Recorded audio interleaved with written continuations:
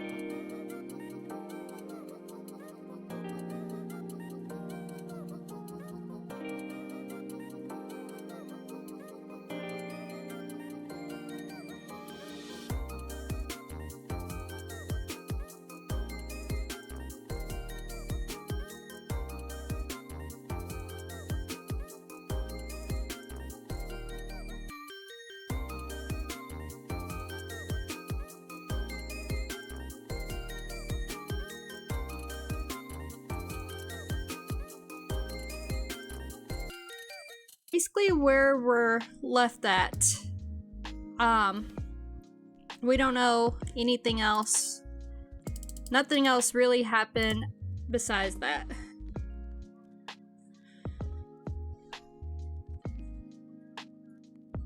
Okay.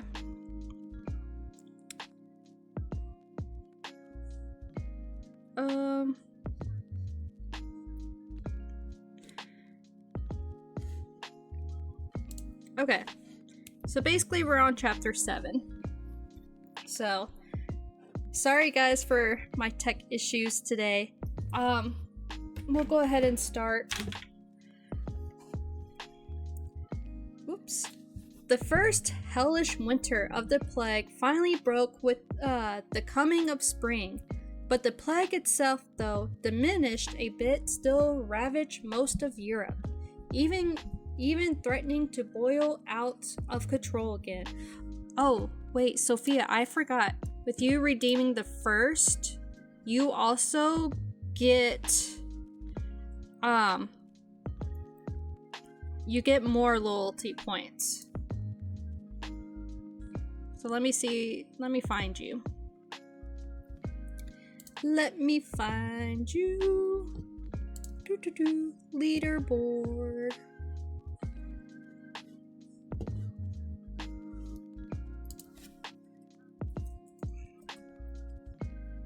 Sophia. Search.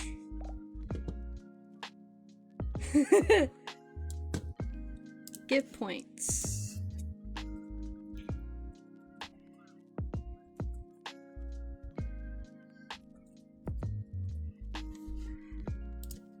Alrighty. Alright, perfect. There we go. Sorry.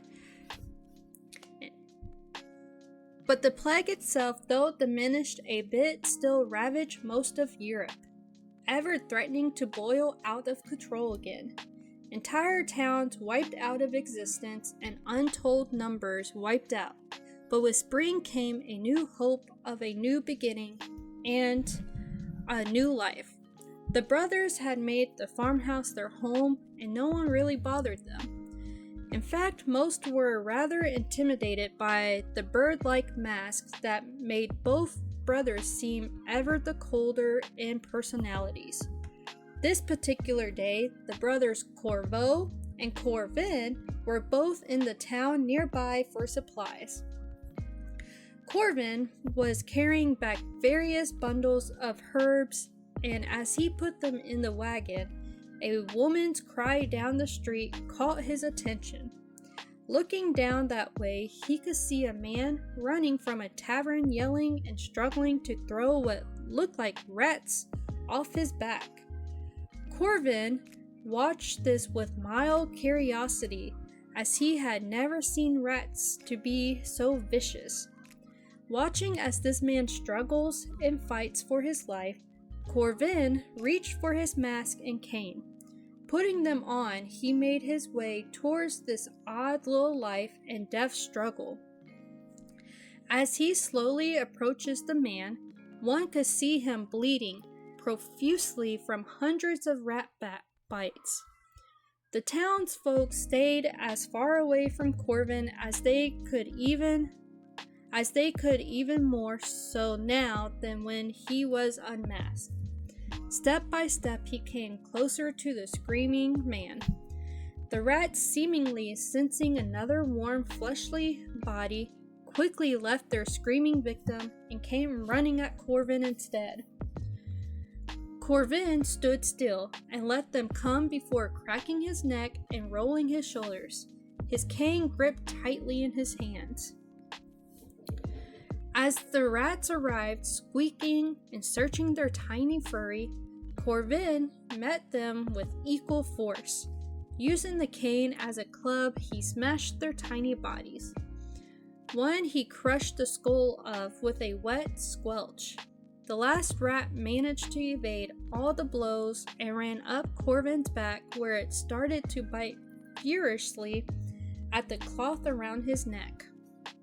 Corvin struggles to reach for this vicious rat, but the rat dodged several attempts to be grabbed.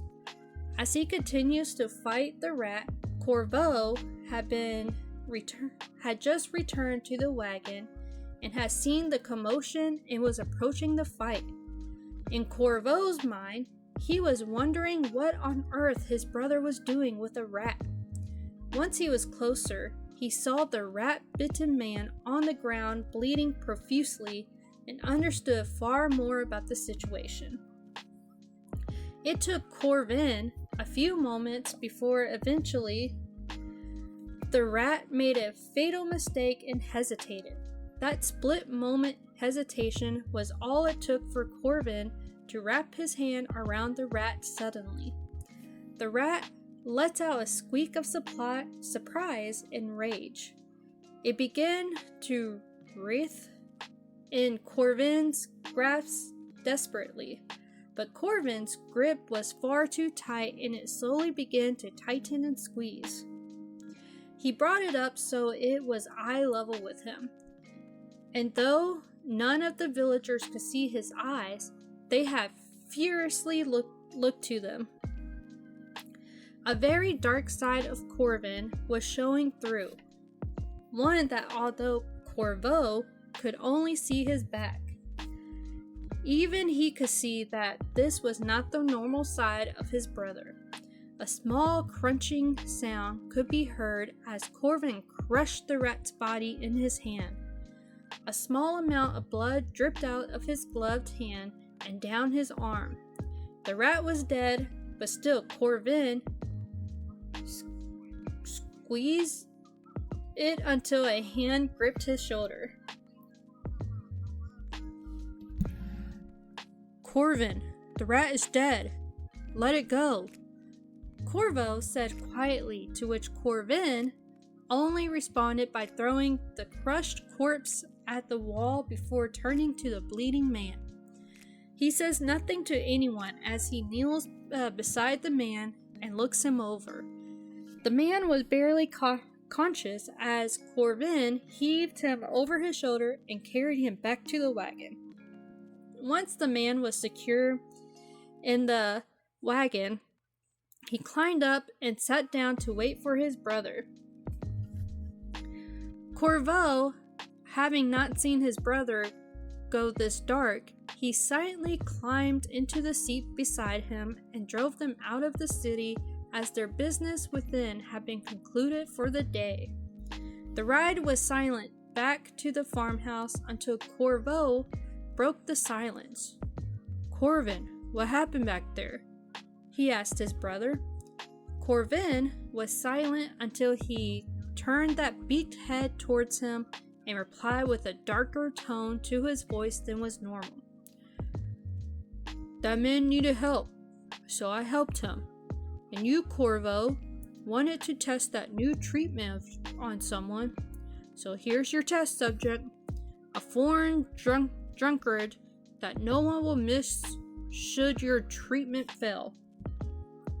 He looked back out at the passing country before saying in a semi-normal tone, I will see you back at the farmhouse, Corvo. And he hopped off the moving wagon before Corvo could say anything to him. Corvo contemplated stopping him, but decided better. After that, Corvo had seen his brother go through, perhaps it was better to allow him some space. For what he had seen in that street was definitely not the normally quiet brother he knew. Besides, Corvin had given him the perfect test subject for a new cure he was creating. It was nearly dark by the time Corvin returned to the farmhouse. He opened the door and walked in, giving Corvo a bit of a start as he removed his coat and hat, showing no sign of that darker side that had been seen earlier. As he sat down at their table with a wineskin, Corvo sat across from him. Corvin, I need to know what happened earlier, back on that street with the rats.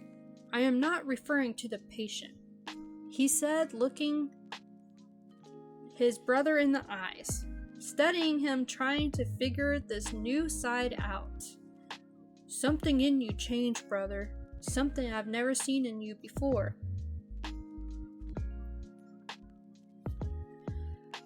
Corvin was silent for the moment and looked at the table, drumming his fingers gently.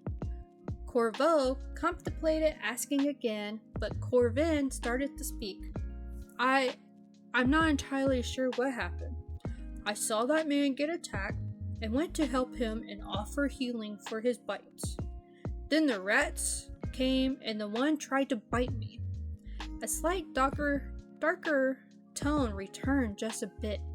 It was subtle, but Corvo noticed the change in the tone and demeanor as Corvin told the story of the crushing the rat. And then just as quickly, the darker side was gone as Corvin brought up something that had happened in the prior years. You know, Corvo, I've had this happen before, but never as strongly, Corvin said as Corvo tilted his head in confusion. Yeah, just after the incident with that strange smoke or gas or whatever that witch threw at us, that cloud had engulfed me. It was just after that. The first time I felt, well, different. I don't understand what happened, and it's likely I never will. I only know what I felt, an incredible need to destroy those rats at any means necessary. He left out the part for a split moment. The darker side of him had wanted to use that cane on Corvo himself. The conflict of that thought showed on Corvin's face for a brief moment before vanishing again. Corvo had caught the conflict on Corvin's face, which only caused him to have even more questions. He had never seen his brother be so conflicted before, and despite nothing changing on Corvo's face, he worried for his brother. A long moment of silence passed, and all that could be heard was the crackling of the fire before them. I totally forgot to pull something up.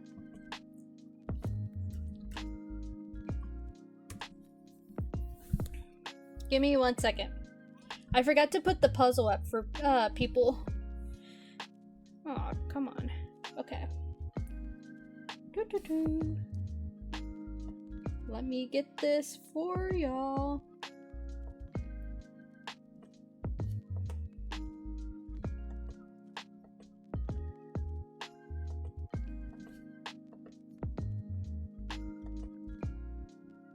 Dude, I am hungry tonight. I haven't ate. and it's so late.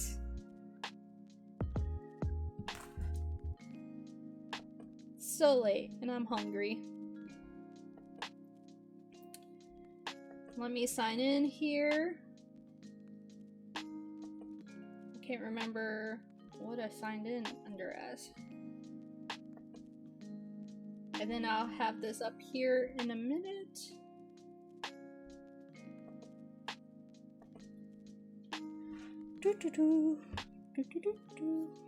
Alright, my puzzles. Did we finish this one?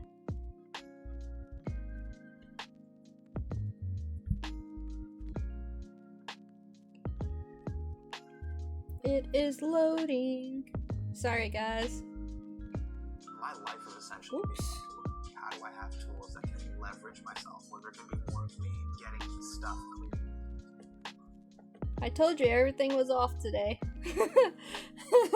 Started yesterday. And now today it is. Okay. Here we go, guys.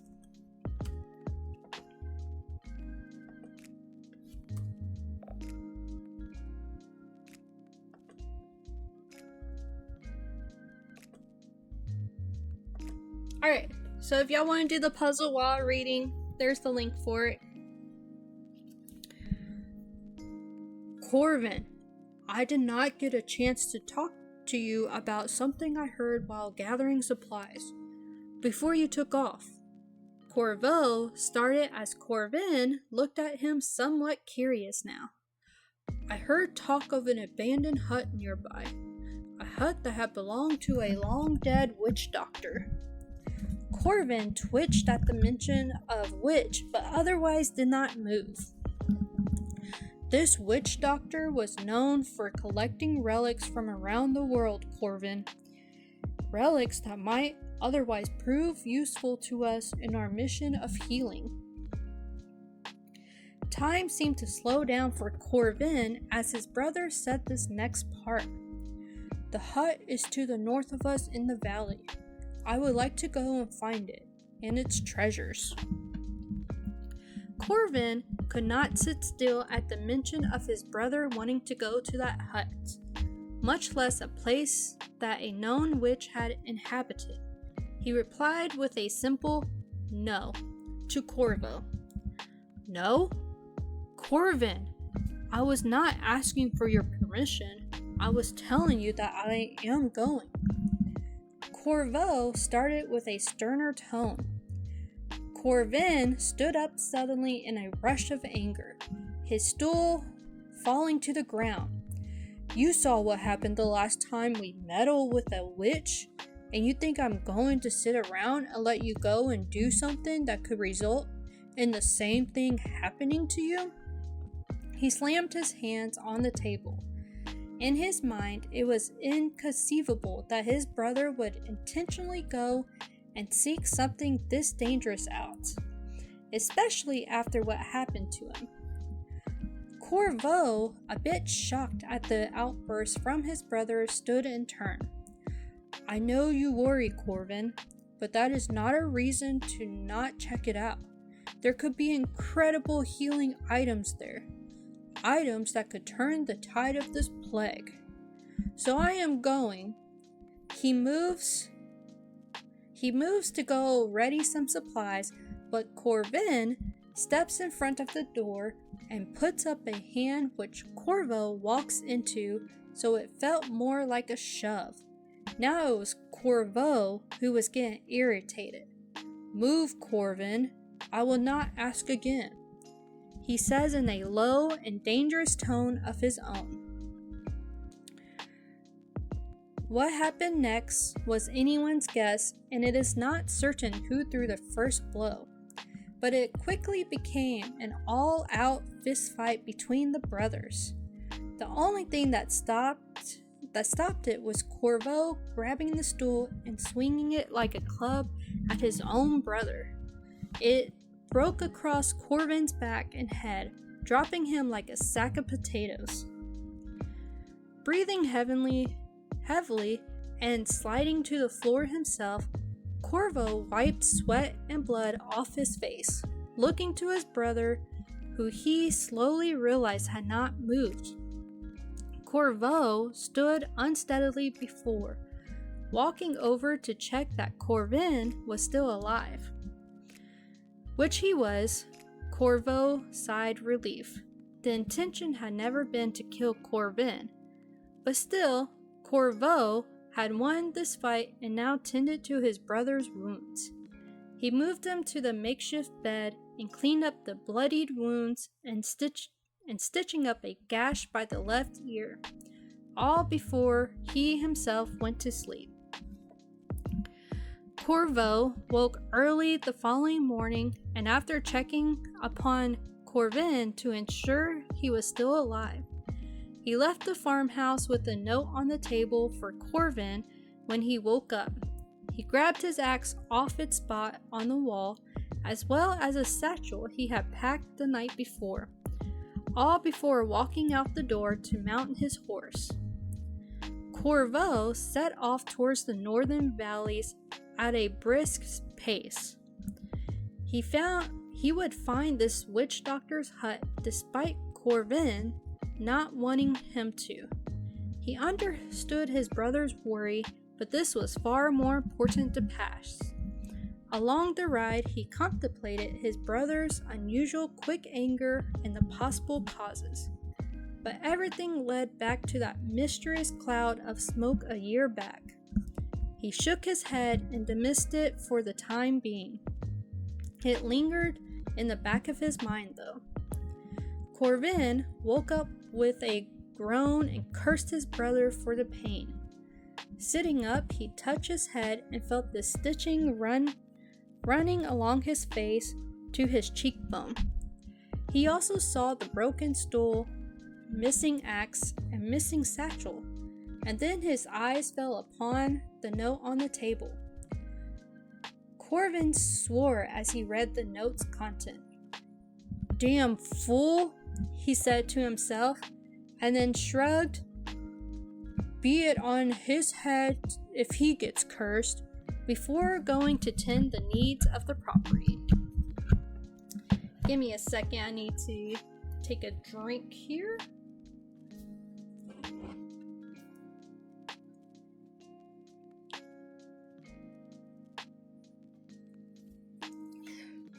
Alright, excuse me.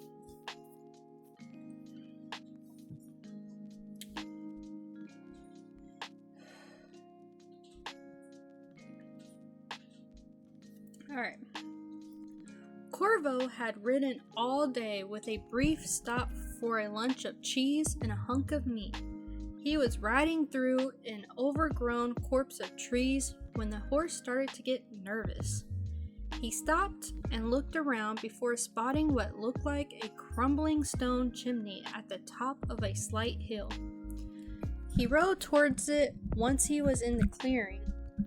The horse whined and shied and plain refused to go closer. He dismounted, and across the way, as described, was an old, dilapidated hut that was crumbling around the walls. He grabbed his hand axe and torch and made his way inside the hut. There were cobwebs everywhere he looked. An overturned table, some dusty old books which he briefly skimmed through, and on the center post hung a Viking battle axe. Now this he paid attention to. It was beautifully carved with intricate details and ruins that he was unable to identify. He took it off the nail it hung by before testing it in his hand. It felt right and had some awesome weight to it. It would be useful for many things, he thought to himself. A sound outside combined with a rat suddenly scurrying out of the unpinned conjuring gave Corvo enough start to cause him to step backwards to avoid the rat and to trip over a stool into the supporting beam. The whole hut creaked and shuddered above him. As he slowly realized that the hut was going to collapse and bury him inside, all he could think of was, well, so much for this, before the hut collapsed on top of him and he lost consciousness. The following day dawned and Corvin woke up quickly, realizing that Corvo had not returned home the prior night. Worry creeped into Corvin's heart about his brother's well-being. For all the times they fought, and oftentimes with bloody ends, he still loved his brother, and he went out to saddle his own horse before setting off at a gallop to go find Corvo, unsure if he would find him alive or dead at this point. Corvo woke up with a grunt and an exploding headache. He reached up to touch his head, and his fingers came away wet and covered with blood. He looked around, realizing he was trapped in a tiny hollow of the hut, somewhat formed by the fireplace. He went to move his legs underneath him and almost screamed in agony.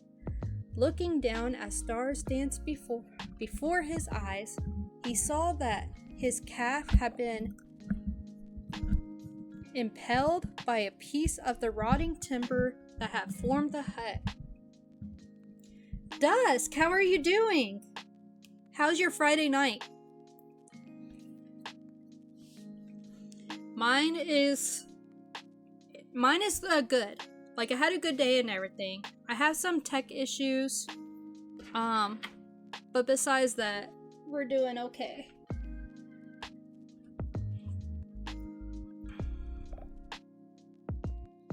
You're sleepy? I mean, it is kind of late, so that's understandable. You should go get some sleep then. Reaching down, Corvo tried to pull out the wood, and this time did scream with pain, as it was lodged in deep. Breathing heavily, Corvo thought the situation through. Then his eyes fell on the Viking battle axe, which lay by his side. He shuddered at the thought, but reached for it anyway. Testing the blade, he found it to be incredibly sharp. So with some effort, he sat up more and brought his leg as close as possible to the one beam of light he had available in the dark place.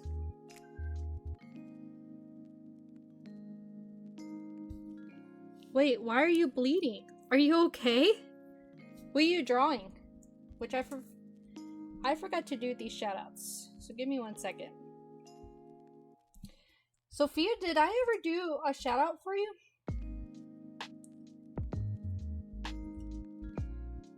We'll do one just in case. Oh my gosh, that is supposed to not do that. I'll have to fix that.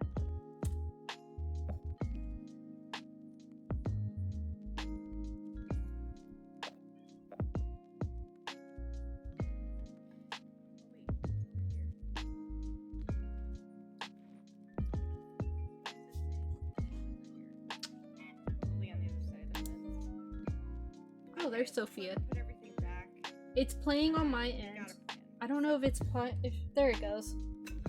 Yes, that was not expected. These neighbors are gonna hate each other so much.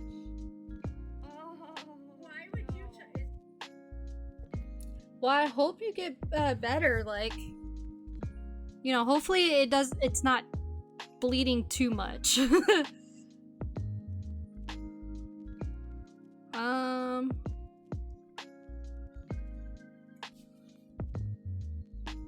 Dusk, I can't remember if you stream, but here we go.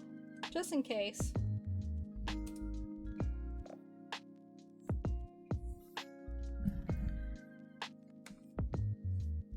I gotta figure out about the stream elements thing.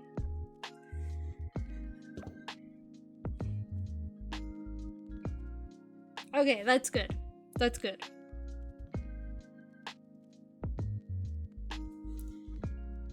Alright.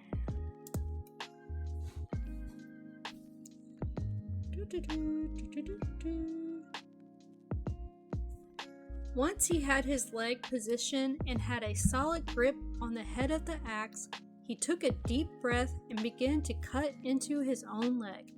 He groaned with the pain, but used it instead to remain focused on this impromptu surgery. Blood began to pool around his leg, and Corvo was struggling to keep everything still as he was trembling from the agony. And after what seemed like an eternity of him cutting into his own flesh, Corvo reached down, and with the last bit of strength, he yelled as he pulled out the wood, impaling him. He fell back as he passed out from the pain.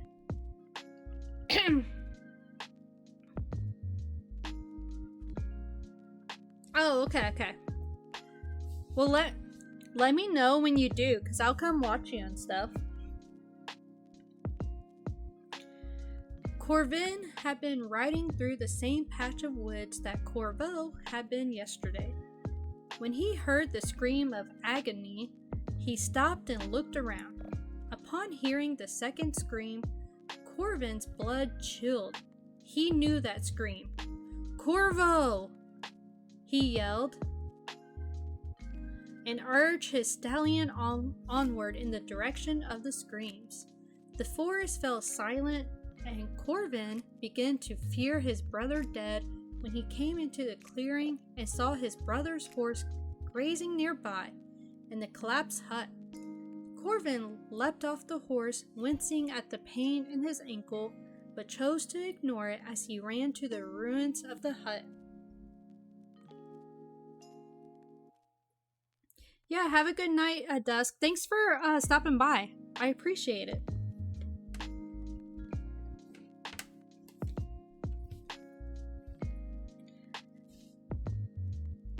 Corvo, are you in there? He yelled, frantic.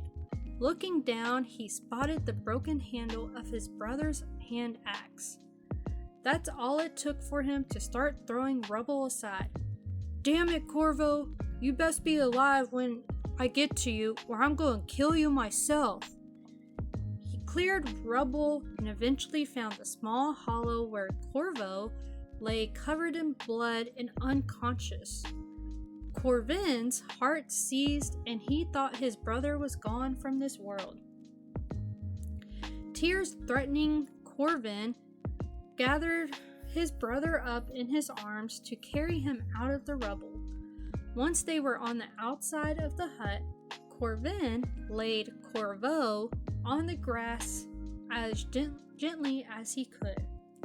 he had seen the massive gash in his brother's leg. There was no sign of life from Corvo, and the pulse that Corvin felt was fading as he knelt beside his brother, holding Corvo's head. Corvin put his forehead on his brother's and said quietly and with sorrow, "You can't leave me, Corvo. Don't leave me, brother," he said as his voice catches. "You are all that I have." Silent tears begin to stream down his face as he fears the worst, kneeling there holding Corvo close. A few moments pass as he hears a whispering voice.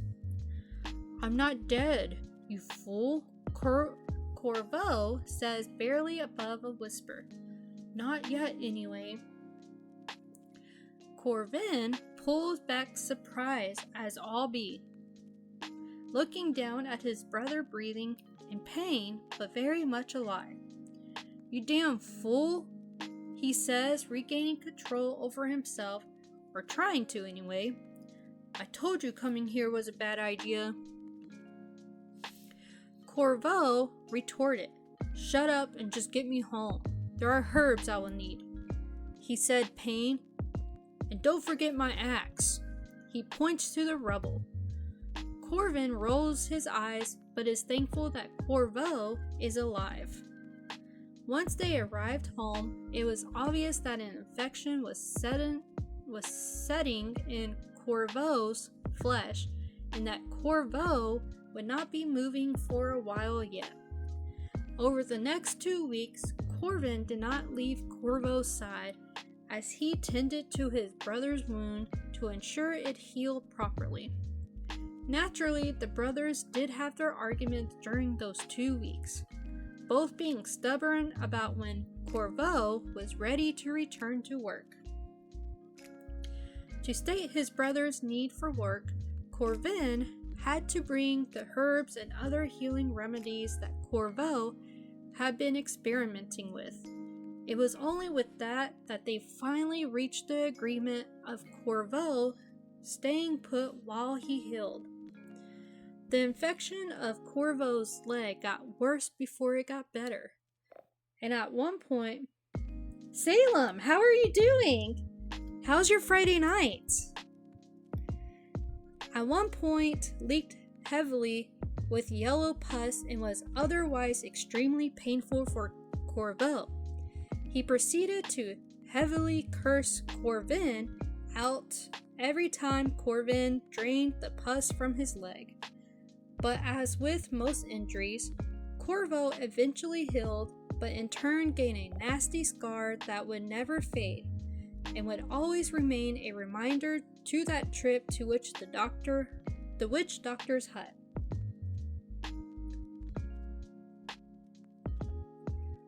What are you dying it to? I'm doing okay. We have a couple of tech issues tonight, but it's okay. I have a few new things. I don't know if you've seen. Am I frozen again? No, okay.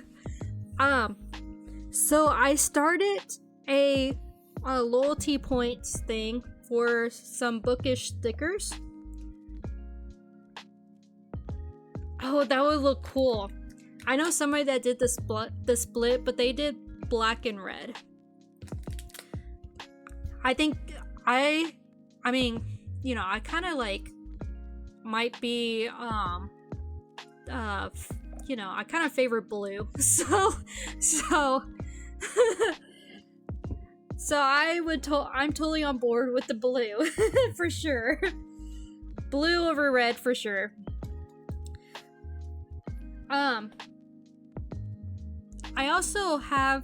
I started another new thing. I have a webcam. The webcam for some reason stopped working today. I don't know, I'm gonna have to work with it. But anyways, I have a notebook that people can, they'll be able to do a chat redeem to get their name wrote in this notebook. It's like a really cool notebook. Like, it's not your typical notebook. And then subscribers can get what you call it? They could like decorate the page, and they could have me put whatever else they want. Eventually, I'll probably do it as a giveaway to people and whatnot. I'm sorry.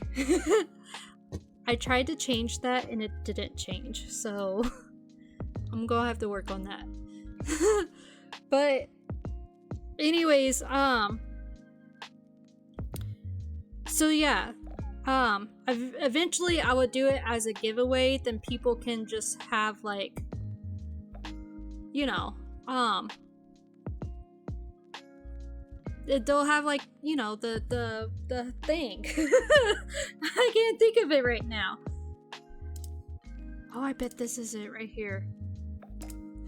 Okay.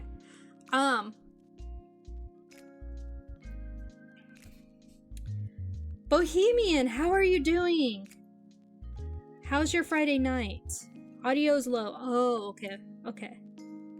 Yes, I appreciate it. Much appreciated.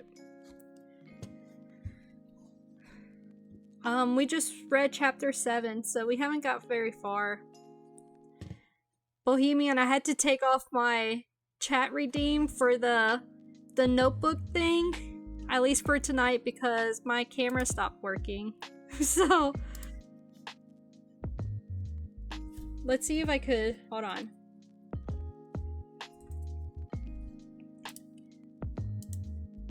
Like, I don't know, it just stopped working, so it's like it's not registering at all, basically.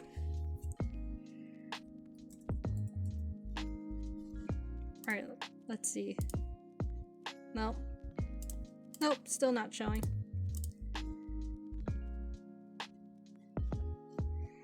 Okay, so we'll continue. The headpad not work. Alright. There we go.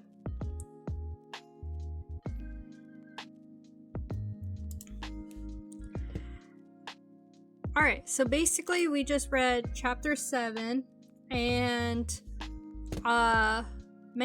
basically it was Corvo heard, well, first it was that there was a guy being attacked by some rats, and Corvin tried to go and help him, and I don't know, he had like a dark moment or whatever, and he literally like grabbed a rat and like squeezed it to death, basically.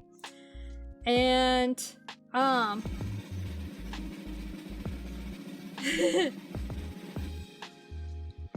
thanks, Bohemian, for feeding the dragon. So basically from there, Corvo found out about some witch hut or whatever, and he went. Let me get the head bonk for you. I think OBS is kind of, you know. How are you doing, Trovo? How's your Friday night? Thanks for redeeming that. OBS is kind of acting up tonight, so.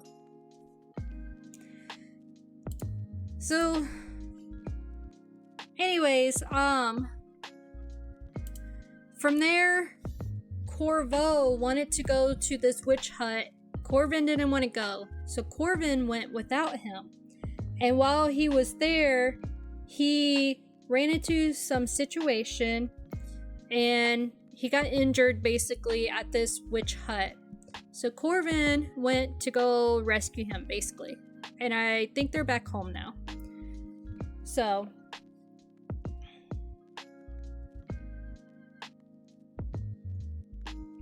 oh, nice.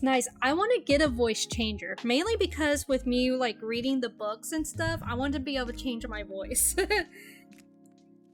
But I haven't done it yet. There is a puzzle up there for anybody that wants to do the puzzle while we're, you know, reading and stuff. So Doo-doo-doo. I am on PC. Voice mod? Let me write that down actually. That is very helpful. Oh. Thank you. So are you having fun killing kids in Warzone?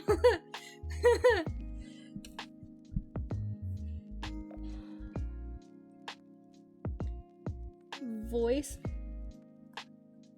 mod. Thank you. Yeah, that's something I want to look into.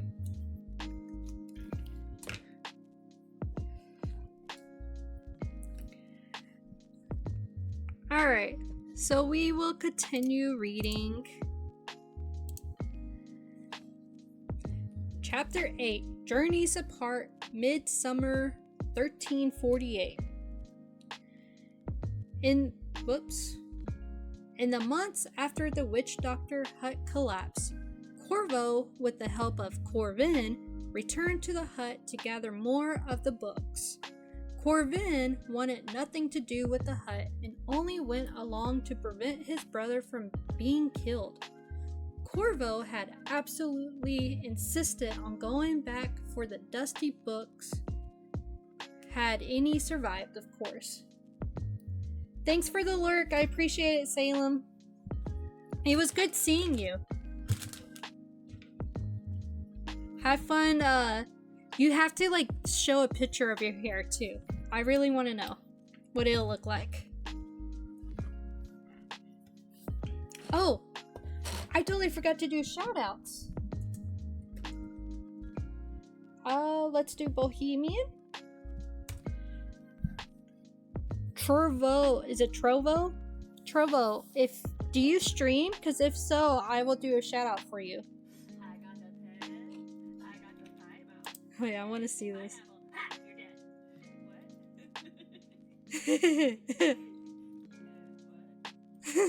What? She's like singing. You do. Perfect.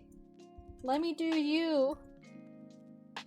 Do a shout out for you too. And in Salem, I'll get her here.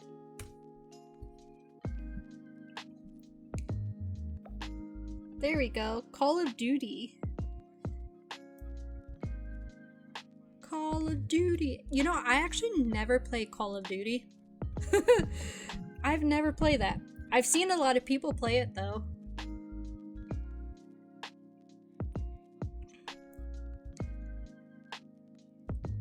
Is that your OBS?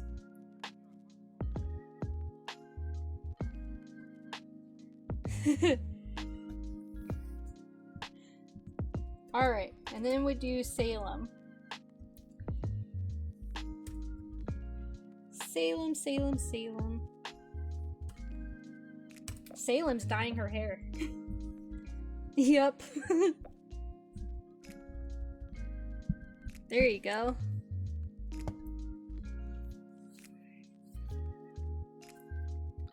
What were you doing with the OBS?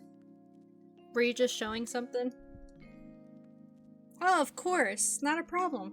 So I actually just found out how to do the video shoutouts. So yeah.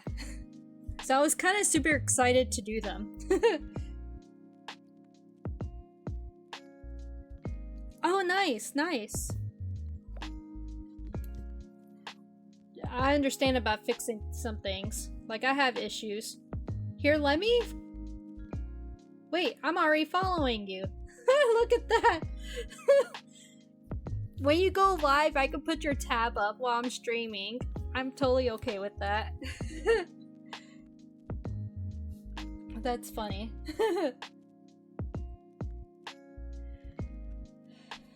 Alrighty. Oh yeah.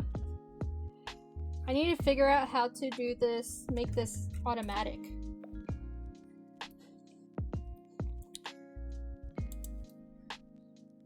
Alright. By the way, Trovo, we've been following, so I don't know how much you know of my streams, but I do mostly book streams. So that's kind of what I do. I read books. I do a book club too. I did my first book club on stream like a couple weeks ago. So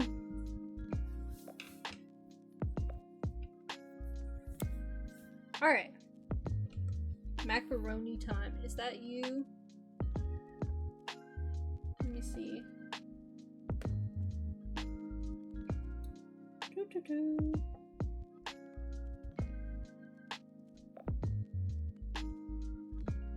Yes, yes. What kind of books do you like to read?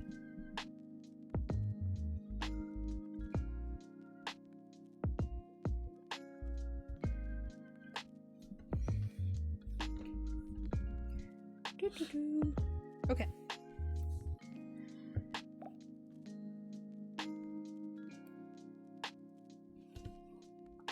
Are you live? I haven't got a notification yet.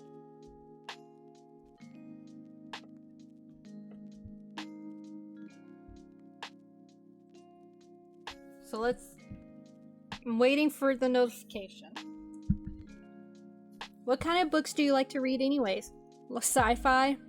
I'm not a big sci-fi person. But I do like fantasy. Do you like fantasy or horror?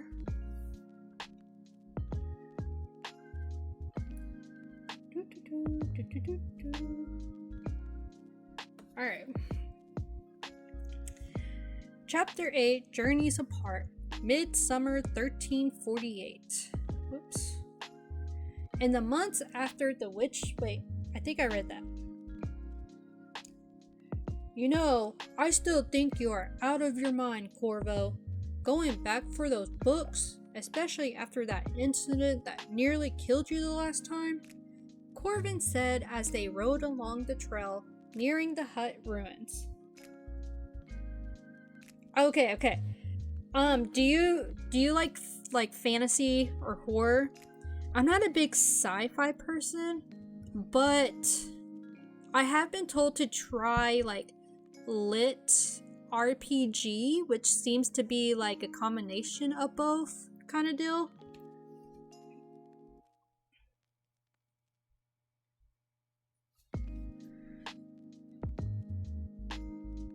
And you know all too well why I need the rest of those books. Everything I need for my cures to be successful could be in those books, among other hidden knowledge of healing.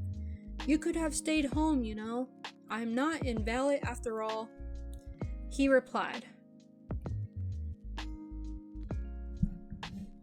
Okay, so I have not read The Lord of the Rings. Interesting. I think I tried reading like the Silmarillion or whatever, and I was told that I should not have started with that book. So, Harry Potter, I love Harry Potter. I've read all of them. I mean, that's always the case. They're always different from the movies. Yeah, something like that, yeah. Most of the time, the book is better than the movie, but there are a couple of movies that were actually better than the book, which is kind of surprising. But yeah, I've read all the Harry Potter. I didn't read the child one of Harry Potter or whatever.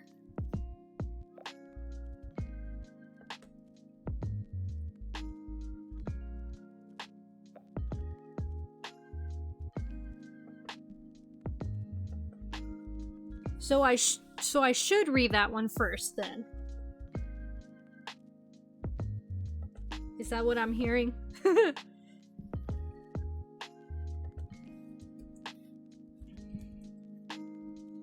Alright, I got your tab up, so there we go.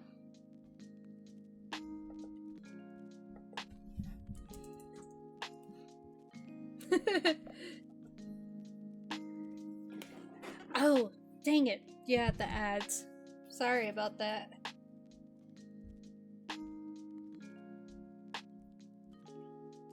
They should be over soon.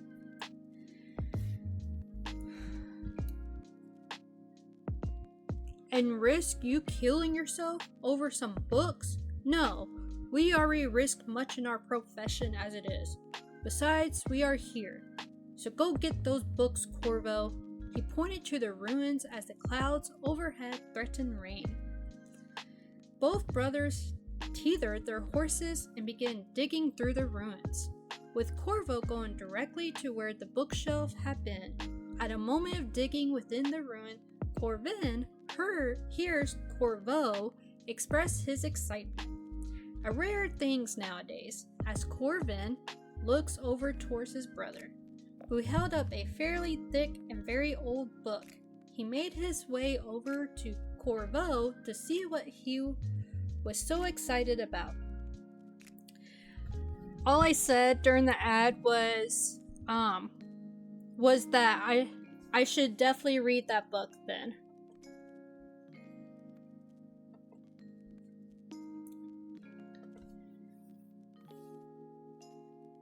What on earth are you so giddy about, Corvo? Corvin asked, unenthused by everything they were doing today. Corvo holds up the thick old book, which was leather bound and even had an ornate metallic lock on the outside. On the front of the cover was a symbol that even Corvin vaguely recognized as a healing one. Corvin, just imagine the knowledge within this ancient tomb, all the forgotten healing methods and treatments. Corvo said as the first raindrops began to fall from the sky. Both brothers looked up at the dark clouds. We might want to finish this up. Looks like it's about to get bad. Corvin pointed out as the wind started to pick up and the rain fell harder. Corvo had no choice but to agree. As they rode from the storm, broke in its full fury, the winds lashed the trees back and forth, causing many branches to snap off and fall in the road around them. The going was slow due to weather and road conditions. It was very dark, and both brothers and their horses drenched and chilled to the bone when they finally arrived at the barn. Once the horses were settled in, the brothers made their way into the farmhouse to change out of their wet clothes.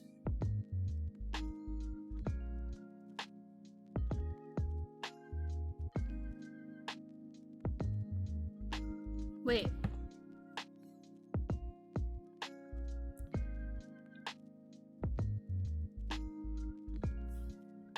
Oh, you mean for Discord? Oh, I see.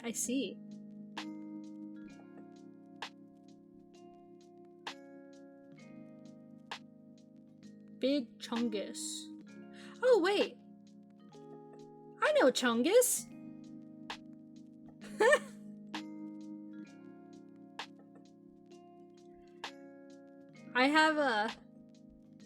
I just followed him.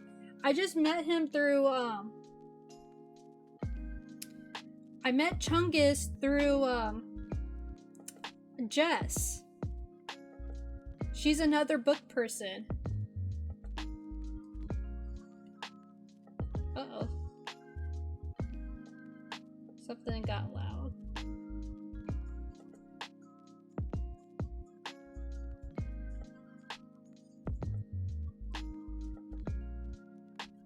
Okay.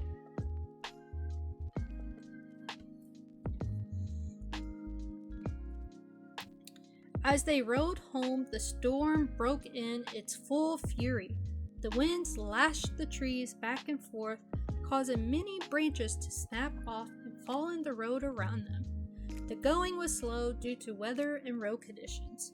It was very dark, and both brothers and their horses drenched and chilled to the bone when they finally arrived at the barn. Once the horses were settled in, the brothers made their way into the farmhouse to change out of their wet clothes. Corvin got a warm, glowing fire going before setting about their evening meal. While he was busy doing that, Corvo started pulling out everything that they had salvaged from the witch doctor's hut. The items saved included 4 tomes, 2 journals, 15 bottles of dried herbs and mysterious liquids, a small metal chest.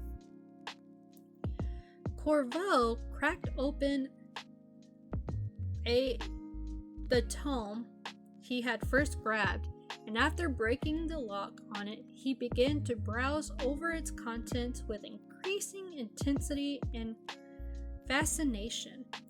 Flipping page after page, that fascination only grew in the intensity, before he finally put the book down and stood to go through the various herbs. Corvin raised his eyebrow as he watched his brother move more quickly around the farmhouse, grabbing and mixing various herbs and liquids. He shook his head as he never quite understood why Corvo was so obsessed with creating new things when the current methods were tried and true. But it was one of those things that Corvin had grown to accept about his brother. After a moment, he picked up the bowl of the mix and turned to leave. Now to go test this on the patient, he said before walking out the door. Corvin was close behind him. Even though he didn't understand it, the curiosity was piqued, and so he followed his brother to the cellar in the barn. The cellar, which had become a bit of a laboratory for Corvo and many of his experiments, not all of which were exactly pleasant ones. Corvo approached the patient on the bed to the side of the cellar. Corvin, I will need your assistance. The mix is supposed to stop bleeding on a fresh amputation and prevent illness from it too. He sees the questioning look on Corvin's face. The foot is needing to come off anyway and will kill the patient if it is not. Now strap it to the block and I will go get my axe.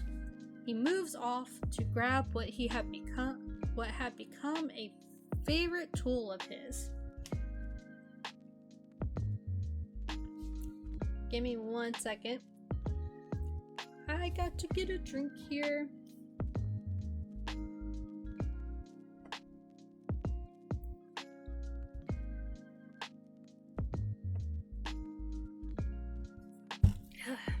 Okay. Corvin had finished the prepping of the patient, who was delirious from a fever that had come along with the illness. The neurotic foot had caused a lot of issues already, and Corvo was right. It needed to be removed. Corvin stepped out of the way as Corvo approached with the Viking battle axe in hand. Hefting it in his hand, he took careful aim at the patient's leg just above the knee where the dying flesh ended. A whoosh of the axe as it went up, and a sharp wet thunk and crunch as it bit clean through the leg of the patient. The sound of the axe was met with a blood-curdling scream of agonizing pain. Through flesh and bone it went, sending blood spraying upwards and all over both Corvo and Corvin. Corvo reached for the bowl of the mixed herbs after Corvin had removed the severed leg, and Corvo packed the now freshly bleeding wound with the herbal mix. The patient whimpered and cried as Corvo packed it roughly with little care or tenderness towards the patient.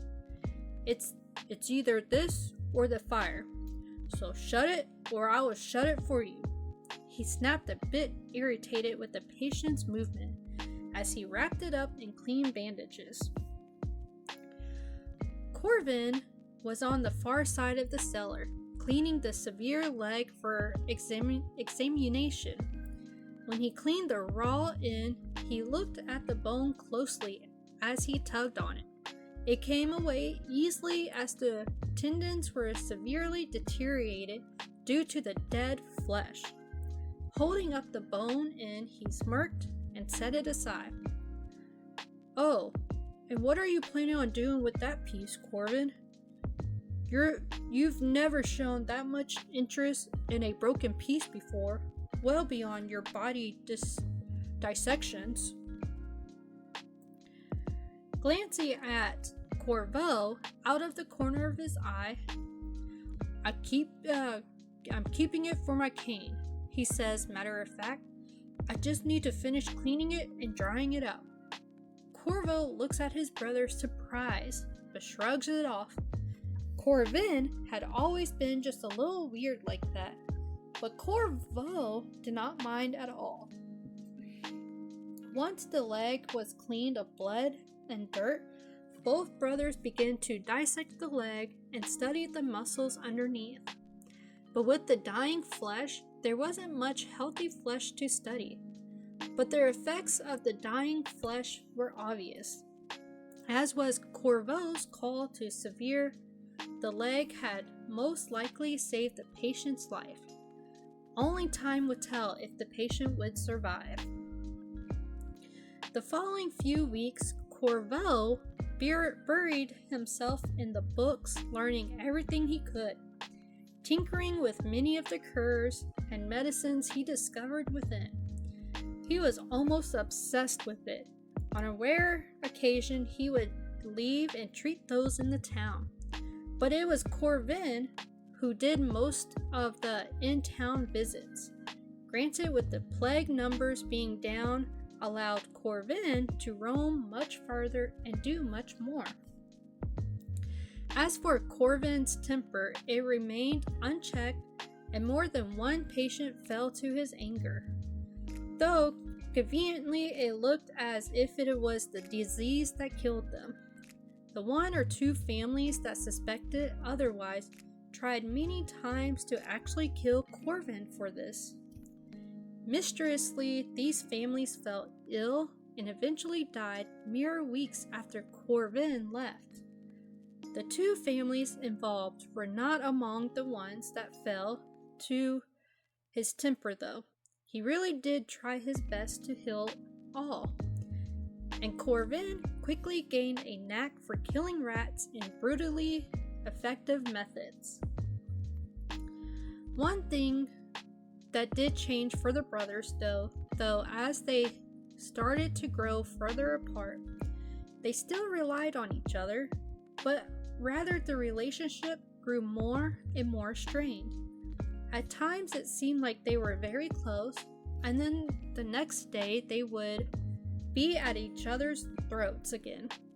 One thing always remained despite the seemingly constant bickering, and that was that they could depend on each other when the need arose. And when it came to that need of depending, the brothers were unshakable. It was something unspoken between them that regardless of what fights they may have, that if one or the other needed each other, that the other would always be there. One evening during their supper, Corvo made an announcement of a desire to learn more. "Corvin, I want to learn more of the hidden art of healing. I learned much from that book, including that location of more of the books that contain this knowledge."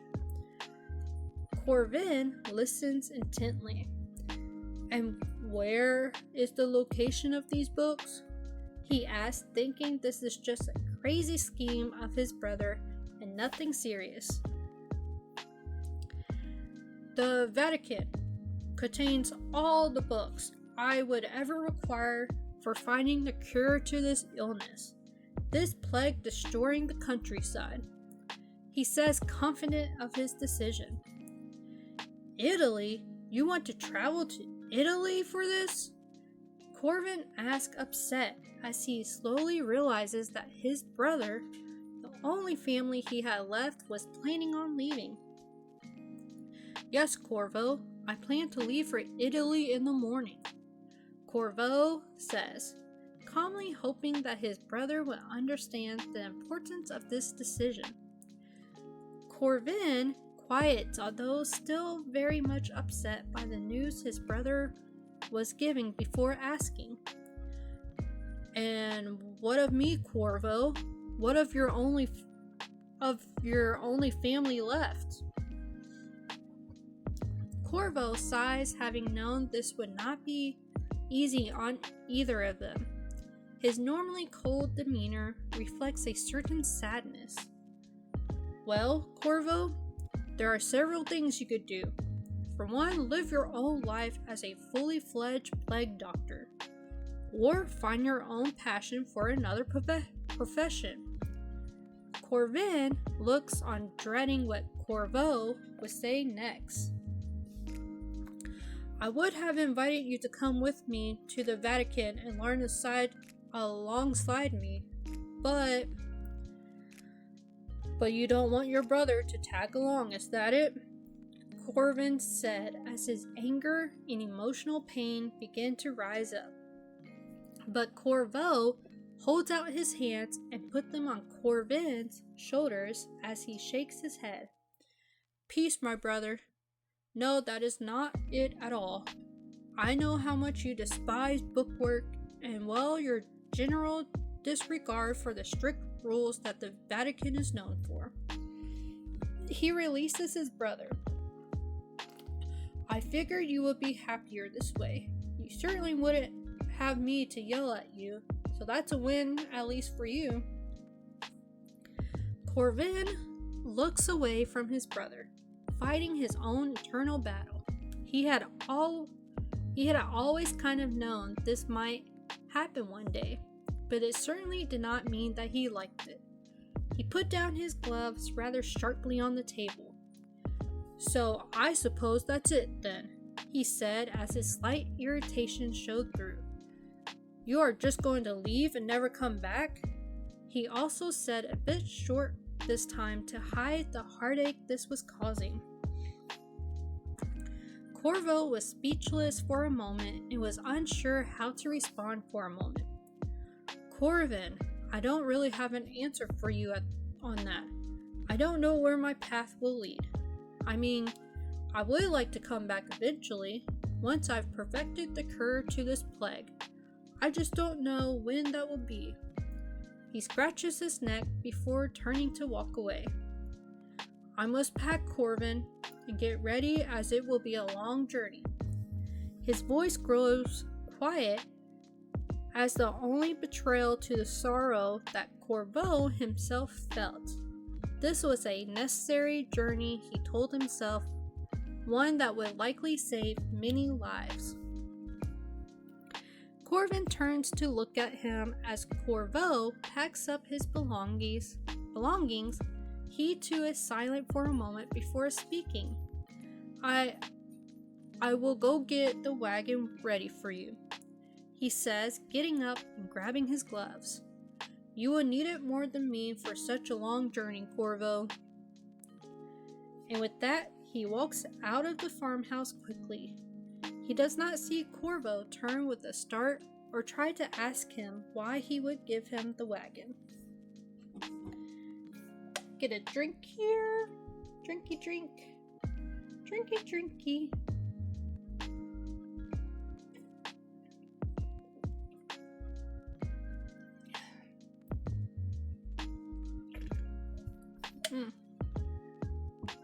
Sorry, y'all could probably hear all that. My bad. Alright.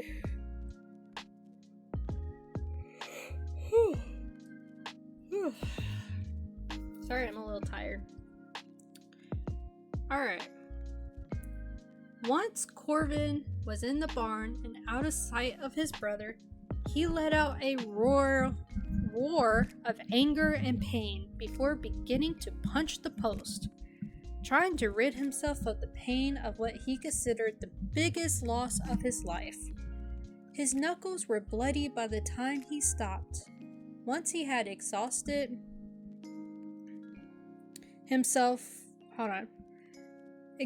that anger, he proceeded to finish getting the wagon ready with the horse's hitch and Corvo's own horse saddled up tied to the wagon. Corvin also brought out his own black stallion before driving the wagon down to the farmhouse. Once there, he tied the wagon off before hitching his own horse to a separate post. While he was doing that, Corvo began to load the wagon with his own possessions. The brothers did not speak nor look at each other that entire night, more to avoid a threatening fight on their last night together. The following day dawned far too soon, and due to the long journey ahead, Corvo wanted to start off early. It had been decided that Corvin would travel as far as the mountains with Corvo, but no further than that. An observation that Corvo made was that Corvin had packed nearly anything useful or of value on his stallion. Almost like he was not. No, Corvin wouldn't do that, he told himself. They arrived at the mountain pass and dismounted to face each other as brothers one last time. Corvin looked at his brother, but his face had become unreadable, as it sometimes did. Corvo was the first to speak. "Well, Corvin, here is where we part ways, my brother." The words laid heavy on him, though it did not show. But this was his opportunity to ask the one question he did have for his brother. "Now it is just me, or does it look like you are not planning on returning to the farmhouse?" Whoops. Corvin looked back. "No, I'm not. There is nothing left for me there. Only memories," he said quietly, as he was still not entirely sure of where he would go after this. He started to get lost in his own thoughts for a moment before Corvo breaks his chain of thought. "Here, I got it on my last trip into town, and I wanted to ensure you got it before I left." Corvo hands him a silver chain, at the end of which was a small dragon pendant. Corvin grips the pendant tightly in his leather grasp. It's a few moments before Corvin moves, but when he does, he reaches into a saddlebag and pulls out a newer mask. Handing it to Corvo, he said, "I have been working on this one for months, trying to get it right. I planned on giving it to you come winter, but it does not look like you will be here for winters anymore." Corvo takes it and looks it over. It was similar in design to the first, but far improved. The eyes were now framed in metal and better glass than before, and the leather, though the first had been brown, this one was black. Corvo puts it on to test the fit. It fit snugly to his face, and he could see better out of this one than the original. Taking it off again, he secures it to the wagon before turning to Corvin once more.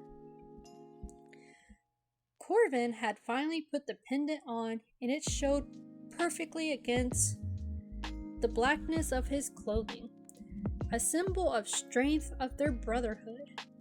"Thank you, my brother, for your gift," Corvin said as he touches the dragon, "and you as well for the new mask.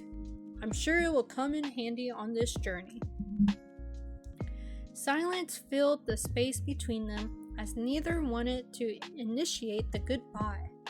But eventually it was Corvo who broke the silence as he drew Corvin into a very rare hug, before saying quietly, "I will come back and I will find you one day, my brother.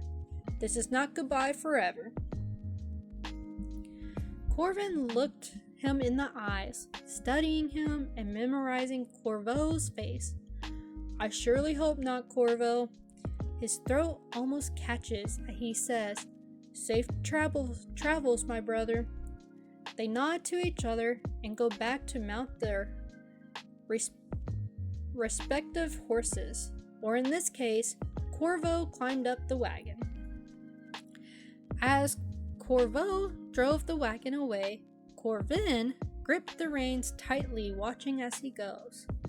Just before Corvo is out of sight, he stops and turns back one last time to look at his brother. His brother and only family for the past several years, sitting upon the stallion. The stallion reared up as Corvin gripped the reins as if to say goodbye. Corvo turned back and continued on down the road towards his future at the Vatican. Corvin took off at a gallop, going west along the mountain front, quickly disappearing from sight, with neither brother knowing if or when they would see each other again. The brothers' journey apart had just begun. And that is where we're going to end.